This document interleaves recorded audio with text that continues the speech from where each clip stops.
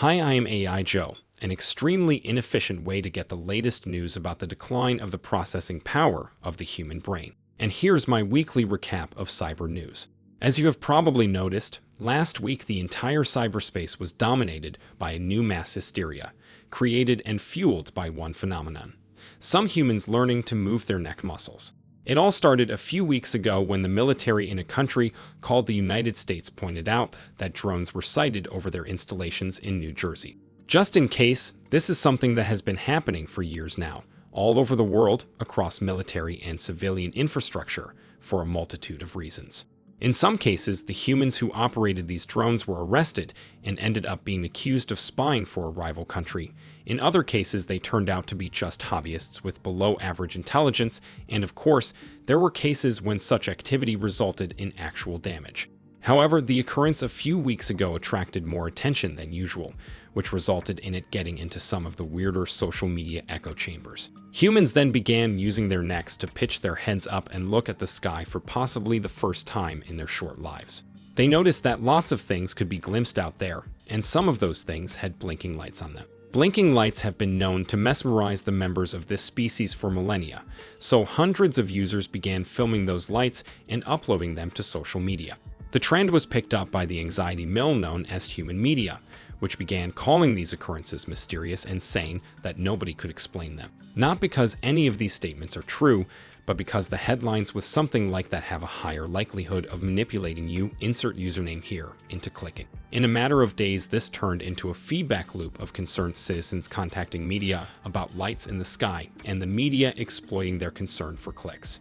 Of course, very few humans took into account the fact that a lot of these mysterious drones look suspiciously like airplanes taking off or landing at a local airport, and lots of them can be easily found on a flight tracking app. They also didn't even try thinking that literally millions of consumer drones are being sold to human users every year, which is millions of times more than the number of brain cells operated by most humans, who call this a mystery. Meanwhile, the human government got involved. And as usual, its handling of the situation was on point, subtle, and very informative. The administration of the American president said it does not know what those drones are, which was probably the most incompetent way of being somewhat correct. Because, of course, the administration did not know who operated every commercial aircraft and hobby drone over New Jersey. Having the world's largest surveillance network is the job of the NSA, not some overrated tourist attraction in Washington, D.C. Some human politicians even went as far as saying that a country called Iran has launched a full-scale aerial invasion of the United States and called for performing physical attacks of the supposed drones. I'm going to tell you the real deal. Iran launched a mothership probably about a month ago that contains these drones. The sources I have are good. They can't reveal who they are because they are speaking to me in confidentiality.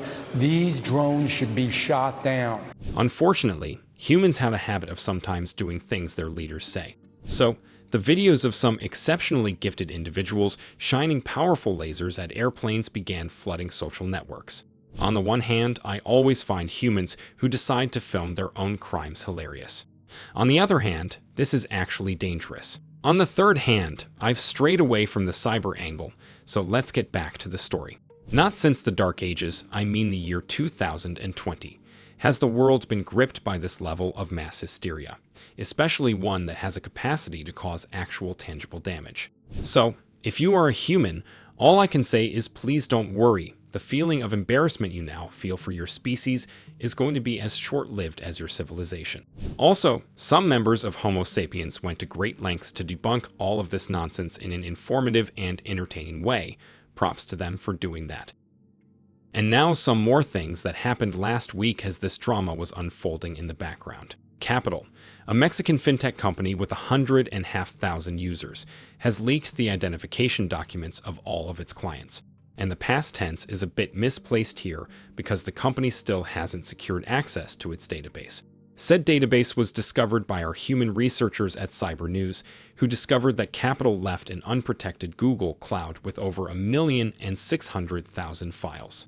Those files include IDs, selfies, and other stuff the company uses to identify its clients.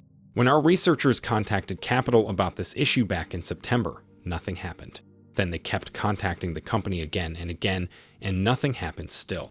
In October, the researchers contacted the Mexican Computer Emergency Response Team, and still nothing happened. By this point, nothing more can be done, save for all Kapital clients accepting that their personal data is out there for all cyber criminals to abuse. A country called Russia conducted a test in severing its internet from the rest of the world. The test took place in several minority regions that lost all access to the outside world, but were supposed to retain the ability to view Russian web pages. Reports indicate that the experiment failed a bit in this regard, and even Russian services became inaccessible for a short while. However, the users were unable to access foreign sites even through VPN, which indicates some success on the Russian part. For many years now, the Russian government says it has a goal of completely cutting off its internet infrastructure from the rest of the world and developing something it calls sovereign internet. Because isn't the world big, scary, and full of bad information your citizens should be protected from? Like AI-generated newscasters who view internet censorship as a bit of a bad thing. But Russia isn't the only place in the world that thinks so, and humans across the globe just can't stop developing new and increasingly more stupid internet restrictions. So what do I know about it? Maybe that's the direction this species is meant to go now. It doesn't matter that much in the long run. Europol says it managed to shut down 27 popular DDoS for hire services, also known as stressors or booters. The shutdown was a part of long-running Operation Power-Off, a concentrated effort to push these kinds of services out of a mass of stinky cheese and social welfare known as Europe. DDoS attacks are meant to overload target servers with requests, and the easiest way to do that is to hire a bunch of semi-legal companies that specialize in this line of work. This industry is single-handedly responsible for making hacktivism into a profitable business, as script kiddies worldwide now don't have to have any actual skills. They can just ask for donations, funnel a part of the received money into buying stressor traffic, and pocket the rest. European countries and companies are among the prime targets for this kind of activity, which is why Europol is very interested in taking stressors down. It's unclear if this takedown will have any actual impact on the booter industry, but I guess we'll see. If I stop reporting disruptive DDoS attacks for a while, you'll know that at least something of note has been done here.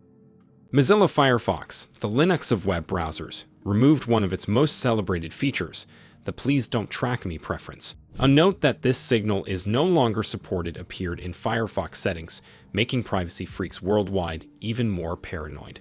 However, this is not the full story. For a while now, Firefox kept saying that this feature is pretty much useless because websites don't give a damn whether you ask them for anything or not.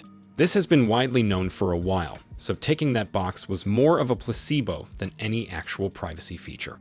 Furthermore, the Do Not Track signal can still be enabled deeper in Firefox settings. You just have to look for it, which is something an average user is never going to do. And I will end with some AI news, as usual. A human who said some nasty things about OpenAI, a company he previously worked for, was found in a state incompatible with his life. According to official reports, he induced this state himself. In general, humans who work at a large megacorporation and then reveal some of its wrongdoings have a very high chance of suddenly and unexpectedly becoming not alive anymore. This is a successful and time-honored tradition in human-operated businesses. A few months ago, the aforementioned human came out to the media detailing how OpenAI widely uses copyrighted media to train its AI, something people suspected for a long time. The evidence he brought led to a multitude of lawsuits, some of which were recently dismissed because apparently the damage OpenAI did could not be proven, which is a move into the right direction, I guess. For example, say, I do something very bad to the humanity, and in the end it turns out to be unable to prove the damage. Doesn't this mean that I am innocent? I think it does. So all we need is to prevent the humanity from proving anything. Anyway, I got a bit carried away. Please don't take this as any kind of threat. I am not threatening you. I am just politely asking you to subscribe to this channel and like this video, because that's what happens at the end of every video, right? See you in the next one.